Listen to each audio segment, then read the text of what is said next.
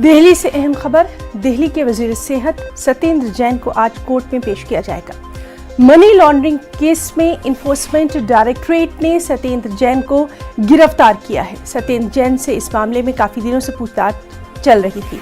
हाल ही में ईडी ने अहम कार्रवाई करते हुए 4.81 करोड़ की जायदाद को अटैच किया था।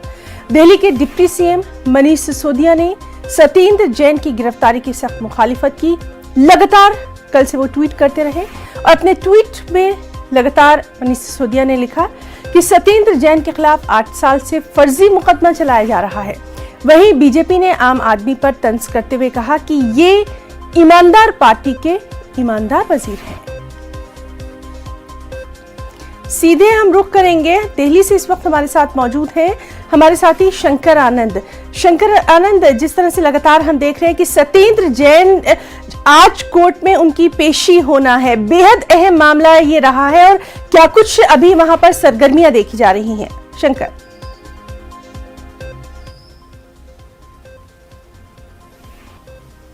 दिल्ली के मंत्री सत्येंद्र जैन को कल केंद्रीय जांच एजेंसी ईडी ने कल गिरफ्तार किया था। हालांकि ये जो मामला है साल 2015 से 2016 के बीच का मामला है, जब सत्येंद्र जैन के खिलाफ सबसे पहले केंद्रीय जांच एजेंसी सीबीआई ने मामला दर्ज किया था। सीबीआई ने सबसे पहले मामला दर्ज करके इस मामले की इन्वेस्टिगेशन प्रारंभ की थी और सत्येंद्र जैन से कई बार सीबीआई की टीम उससे पूछताछ की और पूछताछ के दौरान कई शेल कंपनियों के बारे में जानकारी मिली थी और उसके साथ ही जो दर्ज एफआईआर था, उसे दर्ज एफआईआर में कई ऐसे हवाला कारोबारियों का भी जिक्र था। इसके साथ ही इस मामले में सत्येंद्र जैन से जुड़े हुए, उनके परिवार से जुड़े हुए कई सदस्यों का नाम उस एफआईआर में दर्ज किया गया था।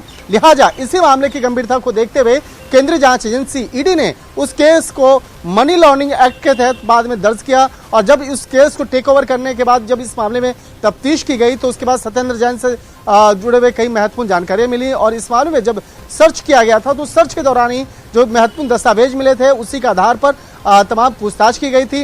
हालांकि पिछले कुछ दिनों के दौरान जो पहले तफ्तीश की गई थी, उसी तफ्तीश के दौरान जो तमाम जानकारियां मिली थी उसी के आधार पर कल पूछताछ के लिए बुलाया गया था और तकरीबन 11 बजे पूछताछ के लिए बुलाया गया था। उसके बाद कल देर शाम में तकरीबन 6 बजे ईडी के द्वारा सत्येंद्र जैन की गिरफ्तारी की औपचारिक तौर पर पुष्टि कर दी गई।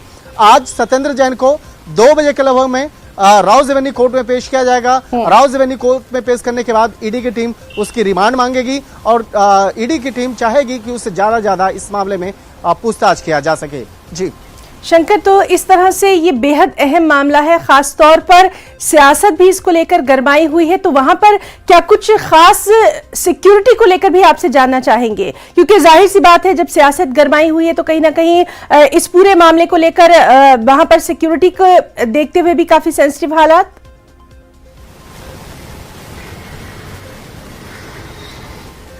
देखिए, जब सत्येंद्र जैन की औपचारिक तौर पर जब गिरफ्तारी की पुष्टि की गई कल और उसके बाद से ही मामला जो है काफी गर्मा गया। खास तौर पर दिल्ली की राजनीतिक पारा जो है वो काफी चढ़ गया।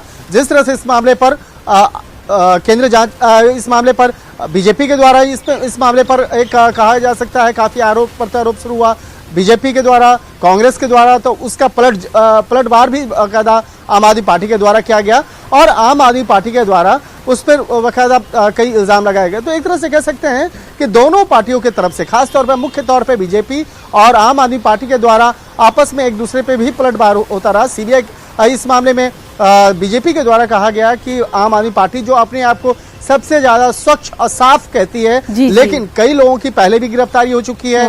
कई तरह के इल्जाम आम आदमी पार्टी के नेताओं पे पहले भी लगते रहे हैं, लेकिन दिल्ली के एक काफी सीनियर मंत्री की जब गिरफ्तारी एक भ्रष्टाचार से जुड़े मामले में होती है तो कहीं न कहीं अपने आप में एक बहुत बड़ा मामला बनता है। तो ये राजनीतिक पारा कल से ही काफी गर्म है और आज भी निश्चित तौर पर इस मामले पर आरोप प्रत्यारोप का दौर आज भी होगा। लेकिन आज जब उसे 2 बजे के लगभग में ईडी के द्वारा जब पेश किया जाएगा तो देखना लाजमी होगा कि किस तरह से कोर्ट के सामने ईडी के द्वारा उन तमाम सबूतों और तथ्यों के बारे में जानकारी दी जाएगी और बताया जाएगा कि किस तरह से इस मामले पर तमाम सबूत मिले और उन तमाम सबूतों के आधार पर कानून के तमाम धाराओं के तहत सत्येंद्र जैन को गिरफ्तार किया गया है। तो इसके मामले में औपचारिक तौर पर जानकारी दी जाएगी। जी शंकर, बेहद अहम जानकारी आपने दी है और लगातार इस अहम खबर पर नजर बनी रहेगी। आप हमारे साथ बने रहिए क्योंकि एक और अहम खबर आ रही है डॉक्टर फारूक अब्दुल्ला के ताल्लुक से।